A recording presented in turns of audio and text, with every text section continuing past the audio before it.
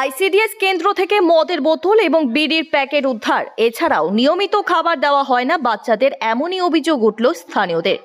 ঘটনাটি ঘটে বৃহস্পতিবার সকাল 8টা নাগাদ নবগ্রামের অমৃতকুণ্ড 212 নম্বর আইসিডিএস কেন্দ্রে। স্থানীয়রা জানায়, নিয়মিত আইসিডিএস কেন্দ্র খোলেন না আইসিডিএস কর্মী। আইসিডিএস কেন্দ্র এছাড়াও নিয়মিত খাবারও দেওয়া হয় না বাচ্চাদের।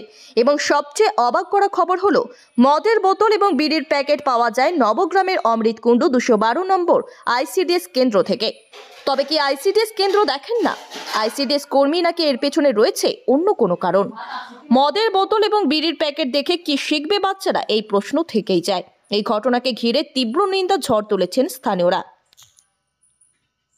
হ্যাঁ, দুদিন ধরে কাল পরশু আজকে নিয়ে 3 দিনে পড়েছে। আপনি তো দেখতেই পাচ্ছেন, এই মাত্রই এলো যিনি আমাদের হেল্পার আছেন।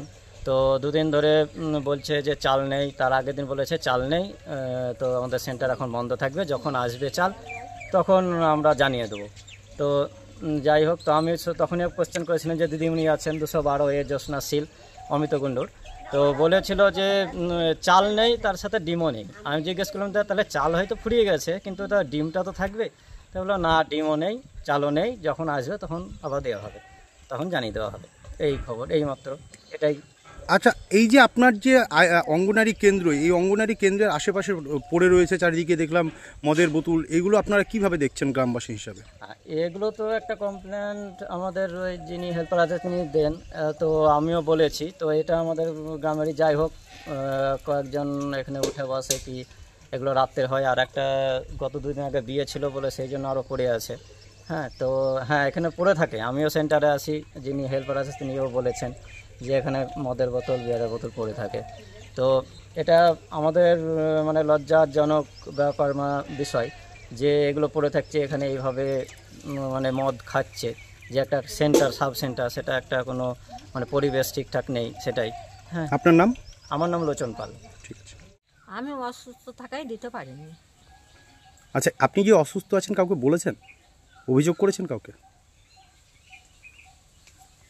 অভিযোগ আমি করিনি, হঠাৎ অসুস্থ, আমি কাউকে বলতে পারিনি। কিন্তু আপনি না হলে যেতে পারলেন না, খিচুড়ি কেন বন্ধ থাকলো?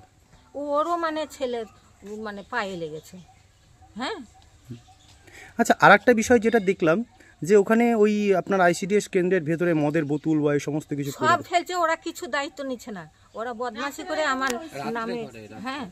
আচ্ছা, আপনি কি এই বিষয়টা অভিযোগ করেছেন কাউকে, প্রধানকে বা এখানকার যারা স্থানীয় আছেন তাদেরকে বলেছেন?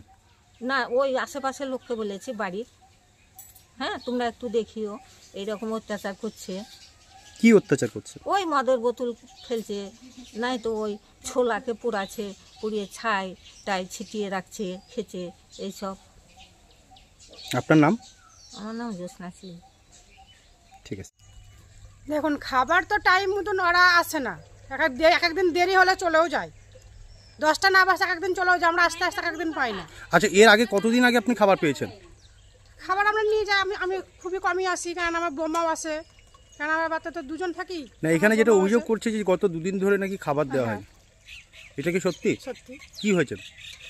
এবার যারা আগে এসেছিলো তাদেরকেও জিজ্ঞেস করতে হবে, কারণ আমি তো কালও আসিনি, পরশুদিন করে আসিনি, কারণ আমি 2 দিন ছিলাম না। 2 দিন কেউ আসেনি, আর 2 দিন আমি ছিলামও না। আপনার নাম? আমার নাম ফুলন প্রধান। কতদিন ধরে খাবার পাচ্ছেন না এখানটায়? আমরা আমার একটা ছেল্লা থেকে দেয়, তা ওই আমি খেতে টেছি লাইনে একটা ডিমটা নিতে। কদিন বন্ধ ছিল? কদিন ছিল গো, আমিও বা ঠিক পুরিয়া মানুষ, আমি বুঝতে পারছি না বাবা, আমি প্রতিদিন তো আসি না, তা আমি ঠিক করে বুঝতে পারছি না।